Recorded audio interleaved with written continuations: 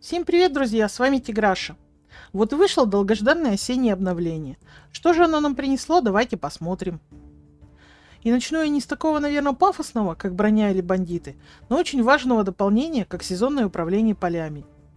Тем, кто делает акцент на земледелии и рациональном использовании полей, теперь не нужно в начале каждого сезона заходить в управление и переназначать культуры к посеву, если вы выращиваете на полях несколько культур в разные сезоны. Вы можете единожды составить график посева на весь год и забыть об этом. Ваши крестьяне смогут без вашего участия сажать и убирать на одном поле сначала лен, в следующем сезоне капусту, а под зиму засеют поле рожью, что сэкономит вам площади на отдельные поля под каждую культуру. Обновление добавило множество разных предметов для крафта и использования. Это и новые типы одежды, и женской в том числе, и броня, которая как бы одежда, но имеет защиту от разного типа урона. Вся одежда и оружие теперь разделено на группы по степени развития технологий, а также их элитности. И если в начале игры мы сможем одеваться и бронироваться как простой крестьянин, вооружаясь топором, то с ростом нашей известности и открытием новых технологий наш герой по внешнему виду не уступает королю или рыцарю в сияющих доспехах, с гербовым щитом и огромным смертоносным мечом, наводящим ужас на забулдыку бандитских костров. К броне и оружию разработчики изменили бандитов и бандитские лагеря. Раньше мы могли встретить небольшие палаточные лагеря, засады, иногда огороженные шипами маленькие биваки с количеством бандитов от 2 до 5.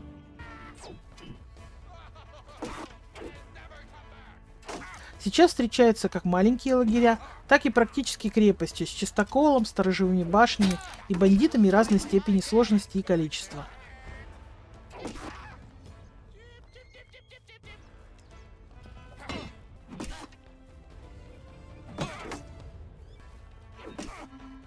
Максимально в большом лагере мне попалось 10 тяжело вооруженных бронированных противников. Бой был достаточно потный.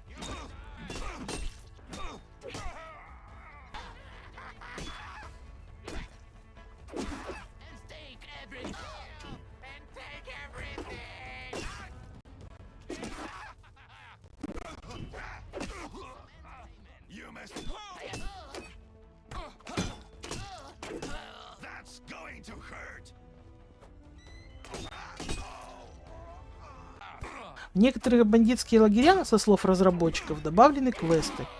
Возможно, мы будем спасать людей от работорговцев, чтобы они не повторили историю главного персонажа Оксбоу.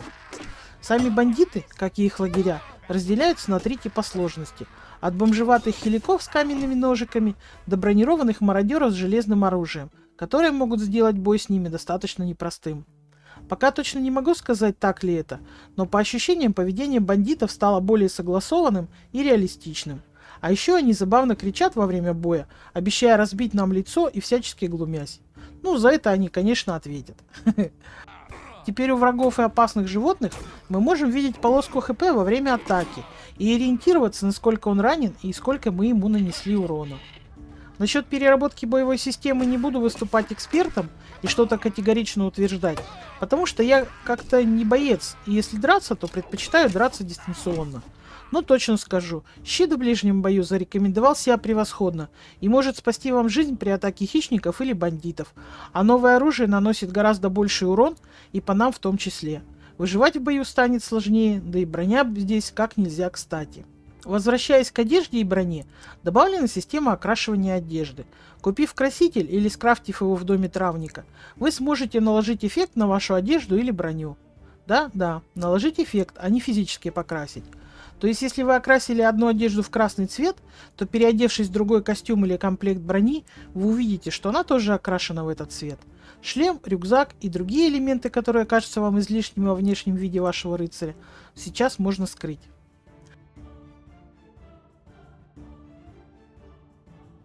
Броня и одежда повреждаются при получении урона. Теперь не получится пробегать всю игру в одной одежде, а при невнимательности во время боя есть риск вообще остаться без штанов. В Оксбоу, если старый персонаж тебе надоел, не обязательно ждать, когда он постареет и умрет, или создавать ему травмоопасные ситуации, чтобы перейти играть за наследника.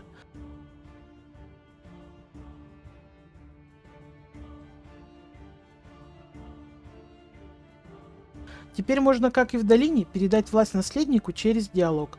Правда, это повлечет удаление вашего старого персонажа, что, в принципе, равноценно той же смерти. Сохранить живых и оставить жить в деревне, как Росимира, нашего родителя в Оксбоу, не получится.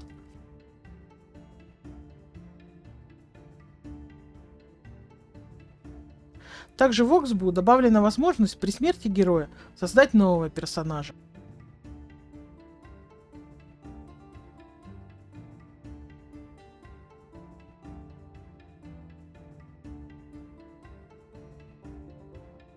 Выбрав эту возможность и создав нового героя, вы сохраните прогресс прокачки, деньги, но полностью потеряете свой инвентарь и свою семью, если уже создали ее. Для Оксбоу из важных изменений добавлена возможность браков между игроками. Теперь вы не только при лестнице парней у костра сможете охмурить, но и тиммейты завлечь в свои сети, и дальше строить свою династию как супруги, деля не только трудности построения деревни, но и дом, быт и детей.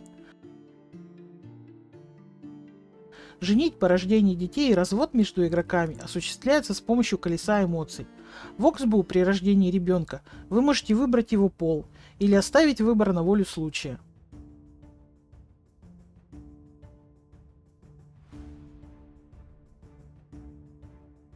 При разводе игроков дети уходят с тем родителем, к которому они более привязаны. И, конечно же, если два игрока вступают в брак, они могут завести не одного, а двух продолжателей рода. В Оксбоу из долины перебрался королевский вестник. И теперь вы можете помочь королю исполнить все его сумасшедшие прихоти. Например, собрать материалы для 1000 снеговиков.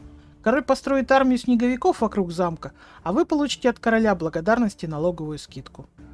Пока мы упомянули короля и его вестника, расскажу еще об одном нововведении в игре. Теперь мы сможем давать своим деревням названия и создавать свой уникальный герб. Гербом могут быть украшены нового типа заборы, флаги на домах, щиты и даже седло вашего скакуна. Для того, чтобы получить такую возможность, вам нужно попросить разрешения у короля, заслужив его одобрение через те самые испытания. Обратиться за разрешением следует к королевскому вестнику. После одобрения вы сможете создать герб и поставить дорожный столб на входе в деревню. После того, как вы установите столб, ваша деревня появится на карте, как и любая другая, будь то Гастовия или Клонница. Геральдика гербов разнообразна, но для того, чтобы открыть тот или иной герб, вам придется выполнить те или иные, иногда забавные, иногда опасные вызовы. Например, упасть со осла, сбить утку в полете, вынуть из туши животного 12 стрел при разделке одновременно, или забороть кабана, имея менее 10% здоровья. Также после установки дорожного столба вы получаете возможность быстрого перемещения на извозчике прямо к вам в деревню. Выехать из деревни на извозчике, к сожалению, пока нельзя. В благодарность за королевского вестника Оксбоу отправила в долину NPC с различными случайными встречами и квестами. Теперь, путешествуя по лесам и поселкам, вы можете встретить загадочный сундук, странствующего торговца или ребенка, притворяющегося яйцом, а подчас даже настоящие квесты с боями и приключениями на пару сезонов. Исследовать мир станет немного интереснее. Сменилась заставка смены сезона, и помимо случайных событий при переходе в другой сезон, мы теперь видим отчет о событиях, которые произошли в нашей деревне. Кто из крестьян родился, женился, кто умер. Также мы можем увидеть в отчете животных, которые родились или умерли в нашем поселении. Еще одно приятное дополнение для тех, кто играет достаточно долго. В игре появился парикмахер. Теперь и в долине, и в Оксбоу вы можете за небольшие деньги изменить внешность у цирюльника. Вы не можете глобально поменять внешность или пол, а вот поправить прическу, цвет волос, отпустить или сбрить бороду, или даже не нанести немного косметики в виде шрамов или веснушек, вполне себе можете. Теперь наш герой может не быть как елка, одним цветом от начала игры до глубокой старости.